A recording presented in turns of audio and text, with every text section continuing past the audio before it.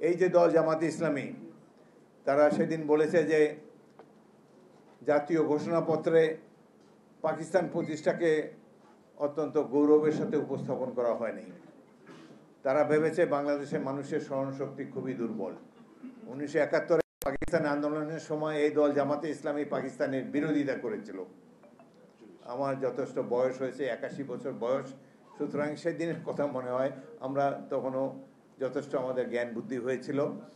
সেই 1947 সালে পাকিস্তান প্রতিষ্ঠার বিরোধিতা করেছে এই দলটি। 71 সালে মহান মুক্তিযুদ্ধের বিরোধিতা করেছে। এখন তারা নতুন নতুন বাণী নিয়ে আবির্ভূত হয়েছে। যাই হোক, বিচারের ভাগ জনগণের কাছে। গণতন্ত্রের প্রত্যেকের নিজস্ব বক্তব্য রাখার অধিকার আছে, আমরা তাকে সম্মান জানাই, কিন্তু জনগণের রায় অপেক্ষা করতে হবে। তারা তাদের ম্যানিফেস্টো দিয়ে, নির্বাচনী ম্যানিফেস্টোর সাথে তাদের যাবতীয় কর্মকাণ্ডের কথা প্রচার করতে পারে। জনগণ ভোটাররা যদি যোগ্য মনে করে তাদেরকে ভোট দিয়ে নির্বাচিত করুক, আমরা নিশ্চয়ই মেনে নেব। কিন্তু নানা ধরনের আজব আজব থিওরি দিয়ে নির্বাচনকে বিলম্বিত করা বা নির্বাচন যাতে না হোক সে ধরনের পরিবেশ সৃষ্টি করা মোটেই কাম্য নয়। আমরা আশা করব জনগণের রায় করে সবাই আস্থা রাখবে। জনগণ, গণতন্ত্রের তো মূল শক্তি হলো জনগণ। জনগণের প্রতি যদি আস্থা না থাকে এবং নির্বাচনের প্রতি যদি তাদের কোনো আস্থা না থাকে, তাহলে এদেশে কিভাবে তারা গণতন্ত্র প্রতিষ্ঠা করতে চায়? যাই হোক, অনেক ত্যাগ তিতিক্ষার পর আমরা দেশে একটি মুক্ত পরিবেশ পেয়েছি। কয়েকটি ভুয়া নির্বাচন এবং প্রহসনমূলক নির্বাচনের অভিজ্ঞতা আমাদের হয়েছে। বহু বছর ধরে আমাদের তরুণ সমাজ ভোটার হয়ে ভোট দিতে পারছে না। বিএনপি আন্দোলন করেছে নিজে ক্ষমতায় যাওয়ার জন্য নয়, জনগণের ভোটাধিকার প্রতিষ্ঠা করার জন্যে, দেশে গণতন্ত্র প্রতিষ্ঠা করার জন্যে।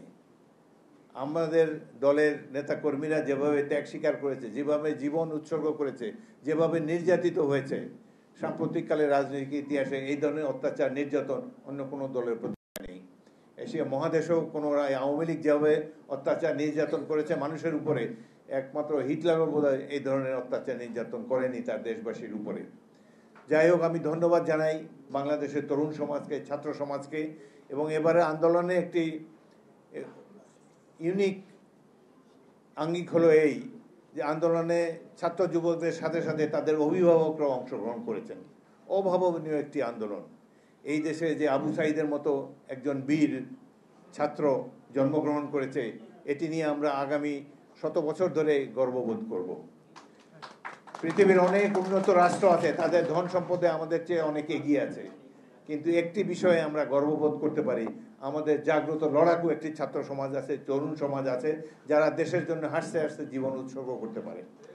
গণতন্ত্র প্রতিষ্ঠার জন্য যারা হেলায় জীবন উৎসর্গ করতে পারে। পৃথিবীর অনেক উন্নত দেশে এই ধরনের ছাত্র সমাজ নেই। সুতরাং বাংলাদেশের ভবিষ্যৎ নিশ্চয়ই উজ্জ্বল। আমাদের হীনমন্যতায় ভোগার কোনো কারণ নেই। বাঙালি সাহসী জাতি, 71-এ সাহস দেখিয়েছে, আবার 2024 সালেও সাহস দেখিয়েছে। এই স্বৈরাচারী সরকারকে উৎখাত করেছে, পলায়নে বাধ্য করেছে। সুতরাং আমাদের দেশটিকে অর্থনৈতিক উন্নতি ক্ষেত্রে আমরা অনেক পিছিয়ে আছি। এই ক্ষেত্রেও অর্থনৈতিক উন্নয়নও আমরা অ্যাচিভ করতে সক্ষম হব, কারণ আমাদের একটি সবল জনগোষ্ঠী রয়েছে। আগামী নির্বাচন সম্পর্কেও বক্তব্য রাখার জন্য আমাকে অনুরোধ করা হয়েছে। নির্বাচন সবসময় বাংলাদেশের জনগণ কখনো ভুল করে না। যতগুলো সাধারণ নির্বাচন হয়েছে, প্রত্যেকটি নির্বাচনে জনগণ সঠিকভাবে ভোটাধিকার প্রয়োগ করেছে।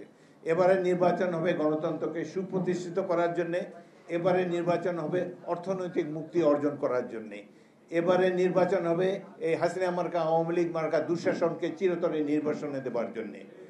সুতরাং আগামী দিনে জনসাধারণের কাছে আমাদের আহ্বান রইল, সরকারের কাছে আহ্বান রইল, আপনারা এমন একটি সুষ্ঠু নির্বাচন অনুষ্ঠানের ব্যবস্থা করবেন যাতে যাকে নিয়ে দেশবাসী গর্ব করতে